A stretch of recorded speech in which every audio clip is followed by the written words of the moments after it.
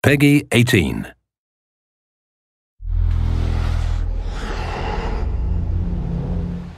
Hi, my name is Ashraf Ismail, Game Director of Assassin's Creed 4 Black Flag, and I'm very proud to be showing off the Caribbean open world.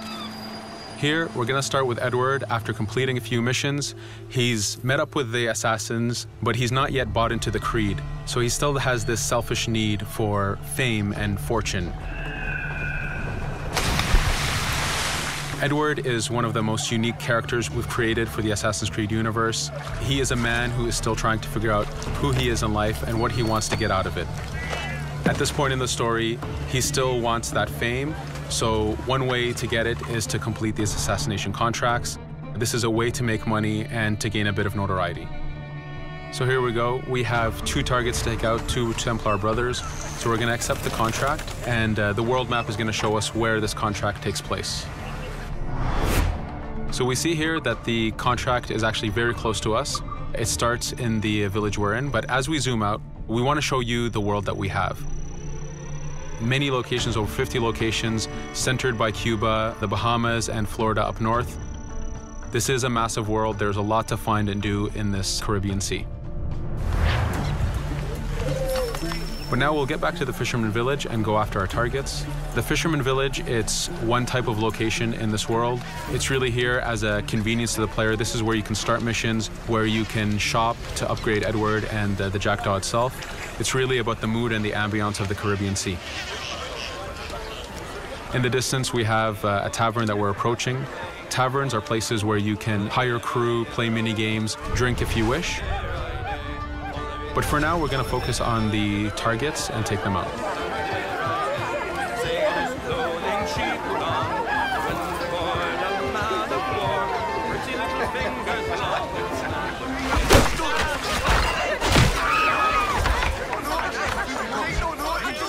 Now that we've taken out one brother, the other one's going to bolt. Just like classic ACs, we can chase him down and take him out that way, but there's many ways to complete this contract. We can use the new free aim system to shoot him this way, to eliminate him that way. We can jump onto the ship and take him out with his crew, but instead we're going to let him escape into the sea and follow him with the Jackdaw. This is your ship. This is the second main character of the game. You're going to have to customize and upgrade the ship as you go on this journey with Edward.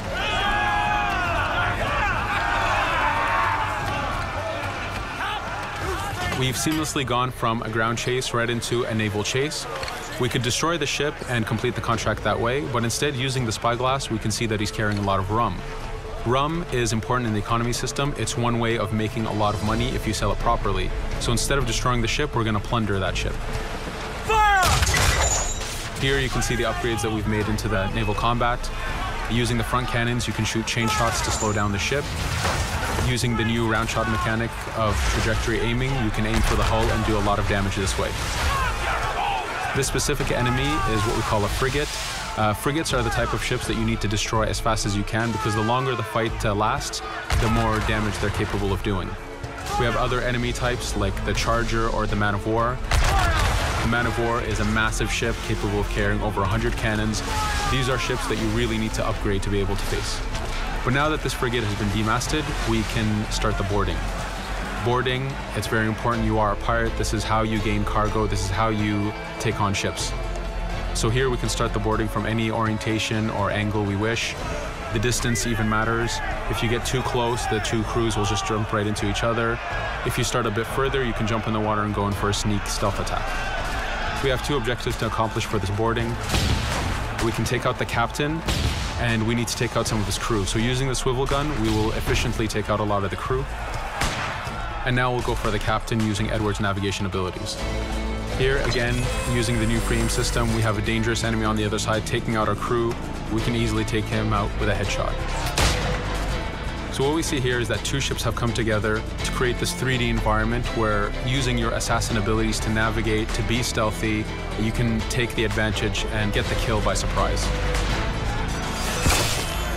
Now that we've taken out the captain, we still need to take out a few of the crew members to complete this boarding. Now that we've plundered the ship, we're going to gain that rum that we saw earlier, but we're also going to gain ammo and crew members and some gold.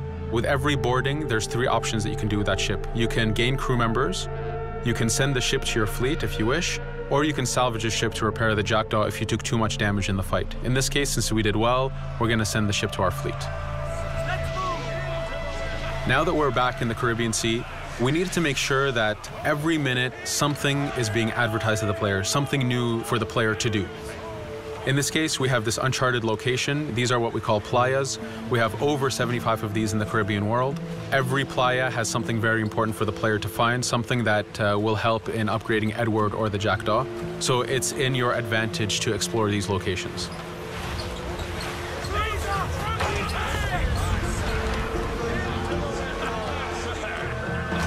Again, for us, seamlessness is very important. We needed to be able to explore this Caribbean world without having too much interruption in the action. So being able to just let go of the wheel anywhere we want, jump into the water, and swim over to that location. This is very important for the mood and the immersiveness of this Caribbean open world. Here, as we get on the playa, in the distance we can see that there's a faction battle, but closer to us we can see that there's this poor drunken sailor who's passed away. But being a pirate, of course, we're going to loot his body and see what he has for us.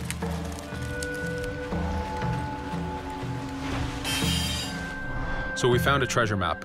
This treasure map is asking us to go to an island called Mysteriosa. Every time you find one of these, you know that you're going to find a treasure that is linked to the progression of the jackdaw or Edward, so they are very valuable.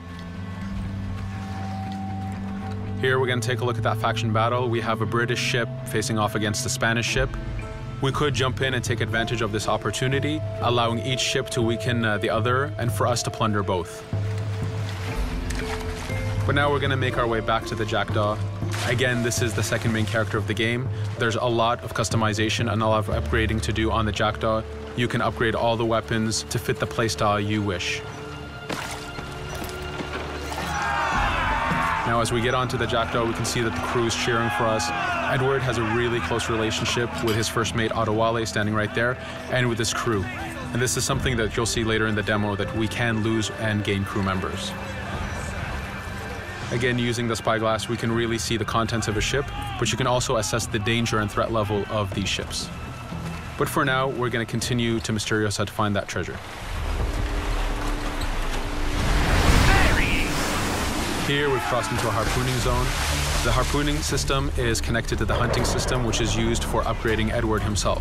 So you can upgrade the number of weapons he carries, the ammo that you can carry, and even his health. But for now, we've moved past that zone and we've got into a storm. Storms are very dangerous. If you're not careful, if you don't know how to navigate a storm, you will take damage to your ship and you will lose crew members. In the distance, we can see a water spout. This is a tornado in the ocean. These are very dangerous. They can suck you in, and when they do, they tear the ship apart and take out your crew. Here we can see its effect on a ship. This poor ship got sucked in and got destroyed. Storms are very dangerous, but we wanted the player to take advantage of this.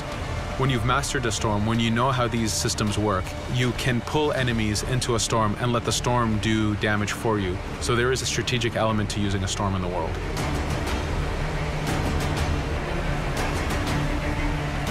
Here we can see that the storm is dying down a bit, but there's still this torrential downpour. It was very important for us to get the real mood of and atmosphere of the Caribbean in the weather cycles and in the daytime cycles.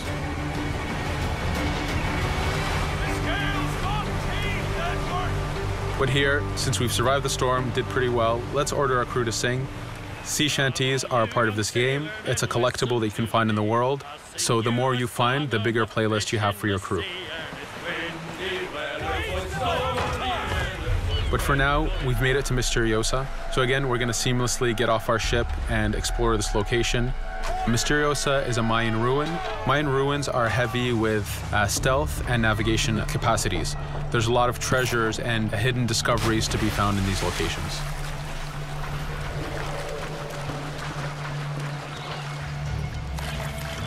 If we recall the treasure map, the treasure is hidden behind a temple. So just by quickly looking around, we can see that temple looks about right. So that's our objective. We'll head there.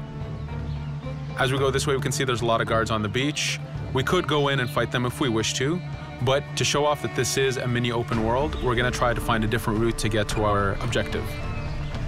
Here, we've seen a guard. We don't want to alert him. We don't want to alert the guards on the beach, so we're going to use our stealth ability to take him out silently.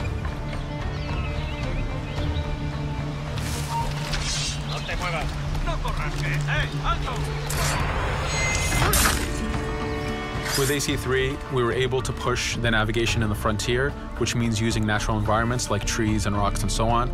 Mayan ruins are the perfect place where we mix man-made structures and these natural environments.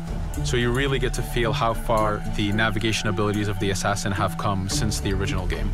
In the distance there, we can see another part of the island being blocked off by a patrol of guards. We're going to avoid it for now and go for that treasure.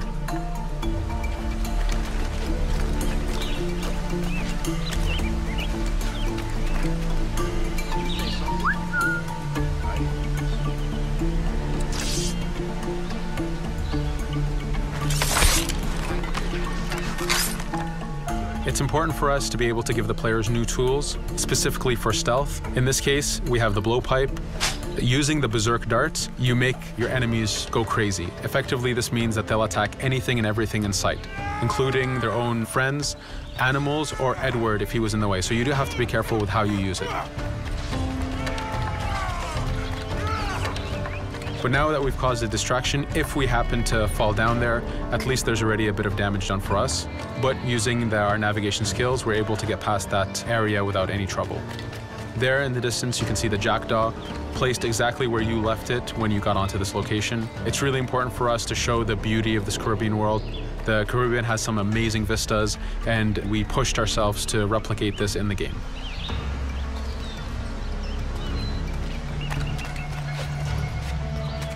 As we continue forward, we can see in the distance there's a couple prisoners that are taken hostage. This is a scenario that you need to use stealth. If you're detected by those guards, they will kill the hostages.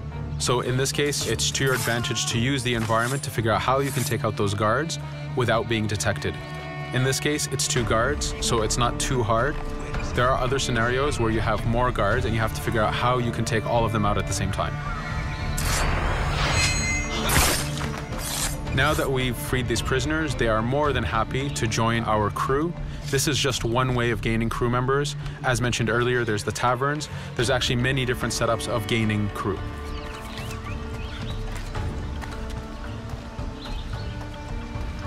Here, we're going to go back to the treasure map.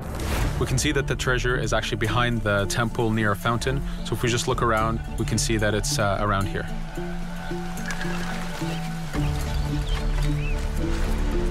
Now that we've found the treasure, what we've actually found is a blueprint.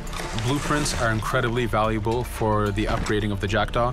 This is how you can upgrade the biggest and most devastating upgrades of the ship. So here we're approaching a reach high point. Just like classic ACs, synchronizing with the reach high point reveals the contents of a location and the map itself. But as an added feature, because this game world is so huge, there are many different locations, this also becomes a fast travel point. So now you can, by synchronizing, now you can come back here anytime you wish to collect those treasures that we passed up a bit earlier. Here we've reached the end of the demo. This was a tease of the open world that we have. We're very excited to be able to show off this game and to let you play it very soon. Thank you for joining us.